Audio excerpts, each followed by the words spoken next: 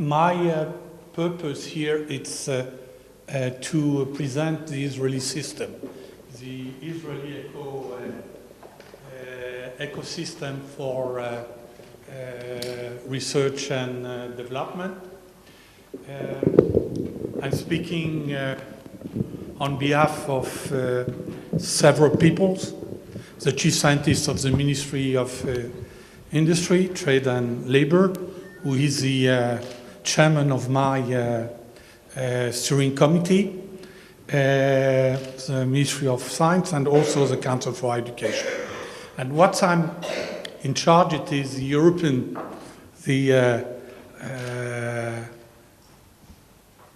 interface of Israel with Europe on different level. You know certainly that our work with Europe is the most, I would say, close that we have with even other countries. We are part of the framework program. We're part of Eureka. To be part of the framework program, it means that we have to pay a lot of money to the budget of the Union, and also coming from the budget. And I will speak, when you saw 1.5, it's also our payment, billion shekel, it's also our payment to Brussels. So I wanted to show the way that the chain value is working in Israel, and it's maybe one of the explanation of the startup nation, because not from a policy point of view. I think it was built more from a pragmatic view. The whole chain is covered and more or less coordinated. You have the basic research by the universities, which is covered by the Council for Education, financing universities, the teaching part of it, and the research part of it. They do it by the financing of the university and also through the Israeli Science Foundation, which is the arm length of the Council for Education for competitive research in the universities. The ministry in Bordeaux, it is the Ministry of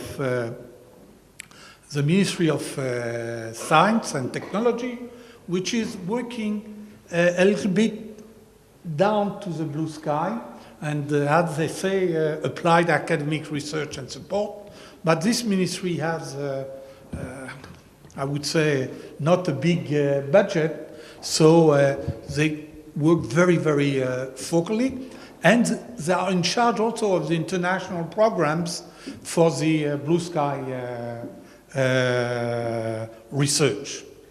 And when we get to the green part, it is the chief scientist of the Ministry of Industry, Trade, and I will say Moital, but I don't want to come back on all the words.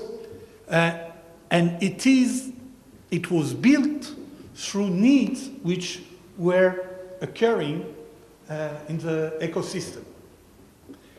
The main activity of the chief scientist of the Ministry of Industry is a competitive R&D fund, which is built through a law and fund the big and small industries in Israel. If we go backwards to from downstream to upstream, we have the magnet program, which is a quite big program, which is built out of consortium, which are established when there is a feeling that there is a feeling of finding that some technologies are not enough developed in Israel. And it is a semi-top down, bottom up system which industries work also with universities. If we go up, I will come back to this interface. Here, those programs are between universities, but on a very low volume, one-to-one, for certain activity. NUFA is what we call our garage fund, giving up to $50,000 for someone who wants to build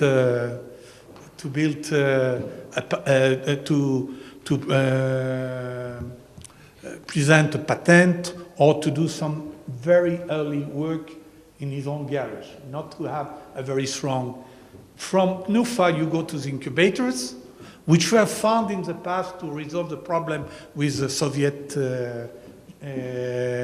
Jews immigration, but which was transferred very quickly as a pure Israeli system in order to, from the idea, to transform the idea on value, and the incubator is working to increase the value of the company, that they can go to seed fund and they can go to the VC market. If I look at the international activities, the chief scientists have some agreements that we will show. We will look at it later on with on applied industrial cooperation. The main umbrella is HORECA, where we are full member, and a series of agreements. In Europe, we don't have a fund, bilateral fund. The bilateral funds that we have are with Singapore, Korea, Canada, and I would say, and also United States.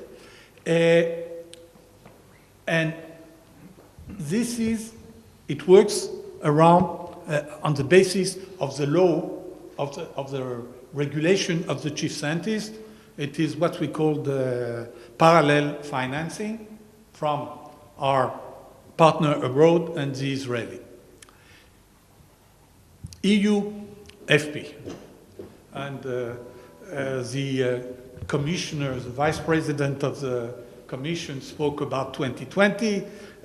She's in charge of the ICT part of EU FP7. It was a decision taken already in '96 to get into this project. This project, the FP program, which is the main, I would say, the most important European program for research at the level of the Commission, of the Union. For the 7th framework program, it was 50 billion euro. Israel will pay till the end of the project 550 million euro to the program on a 7-year basis. But we will speak about it later on. It goes from the basic research, and we'll speak about it, to the almost competitive R&D. Also, its definition is generic technologies. So you can see that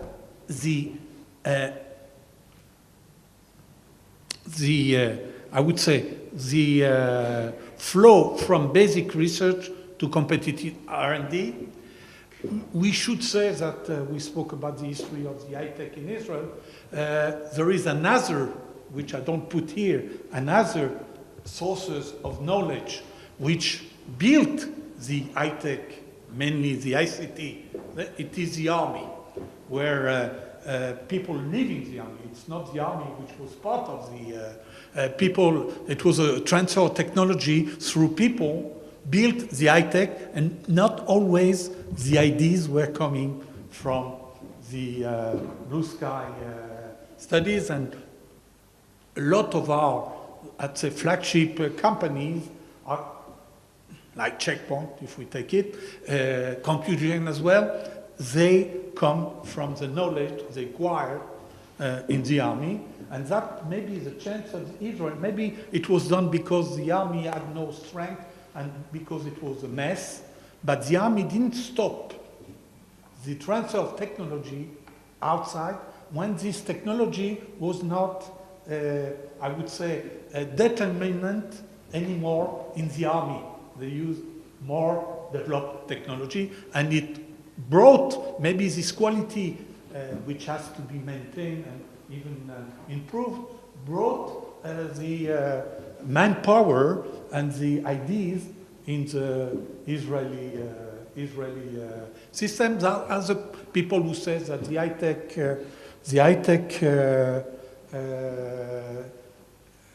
Israeli industry began, and we have a former general, chief of command of the Air Force in Belgium.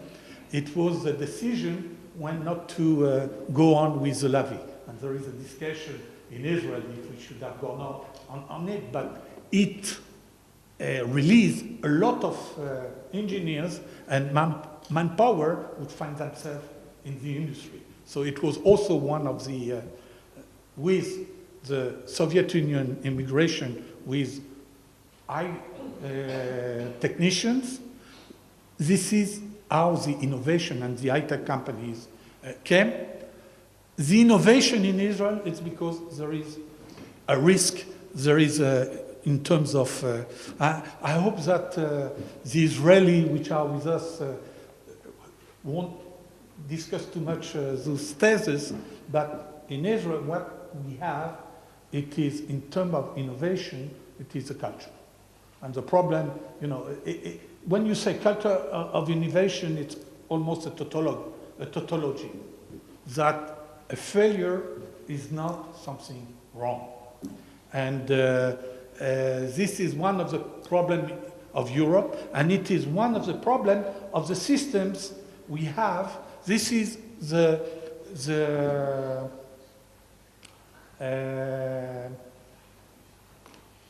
graph of the different components of the 7th framework program. Europe still manages innovation policy with a very strong no-risk evaluation of the projects. A project, and they are ready to go on risk on technology, but not on risk of finance. So they want strong companies to get into the project, and the innovation comes always from not the strong company. The strong company don't need innovation. The one who get to the market with innovation are the one who wants to establish and to create. So they are not yet strong enough, and Europe, and that's the reason that they have a lot of in Europe difficulties, and that our friend from the Alliance may know it, to be a real venture capitalist industry, because Europe wants to go for sure. And this is one of the problems that the Commission has, to try to develop a new culture in Europe, but the regulation of the Union, the financial regulation of the Union, are not very forthcoming for this endeavor. We spoke, I have to speak very quickly, and I'm under the control of the 25 minutes, and I have to look somewhere to see if I'm on board or not. This is the structure of Horizon 2020. We transformed the structure as the Commission presented. It's like that. We can't understand too much about it, so we try to schematize it. It will work on 3 channels. When innovation will take a strong importance and they will work through societal challenge. We have to understand that the projects, the program in Europe is a political program in the positive meaning of the word politics. It wants to change a reality. So, but it will be more of the same than in the past. It's like when you play Rami, it's the way you put your cards. So we will have more or less the same activities, but with different interface, when the idea of convergence of discipline will be more and more important. We will have social challenge, health, food security, clean energy, smart green transport, climate action, and this one will be split by two because decided the Council of the European Union decided that security should be around and the innovative issues should be dealt differently. We have for the industry here, which is more not the use, the social use of the activities, it will be to develop the enabling technology, such ICT, NNP. NNP means nano material product, biotechnology, space, and also access to risk finance. There is a strong mechanism to finance industries which will be subsidized a little bit for loans given by the European Investment Bank, and a new system of innovation, and it will be very, very new. It is SMEs that will be able to get funding to develop their chain value alone and not in a context of consortium. Excellence in the science base. If you, in politics or in the society, if you create more innovations, that mean more close to the market activities, you need to cover also the science base, the blue sky, ERC, which is a big success of the 7th Framework Program and a big success of Israel in its activities. We will receive at the end of the process on the 7th Framework something like 650 million euro back, when we will pay 550 million euro. So we are on the side. It is for us it's a beneficiary and not a negative exercise, and mainly it's because this ERC, where we have something like 250 million, and there it's also mono-beneficiary. The big for Nobel Prize to come. Future and emerging technologies, it is more, here there is an interface between industry and blue sky activity. The Marie Curie, which is the mobility scheme. In Europe, we use this one very strongly to bring back researchers from the States in Europe, like the RC, and we are absolutely always you try to do some normalization to say that you are the biggest. Here we don't need to do normalization. We are the best, the country which use the returning scholarship from outside of Europe, and Israel is part of Europe for this purpose. We received more than every country in Europe. Research and infrastructure is to develop new activities. I will, here we are also part of the Eureka system. In yellow, it is a country we have also bilateral agreements, and we publish from time to time some calls for proposal on those and with those countries. Eureka has 41 full members. The framework program is also now 41 participants, 27 member states and some 14 associated countries with the same statute than us. When we decided to get into the framework program and were received in the framework program, there were 15 member states and 4 associated countries. No, I have to come back.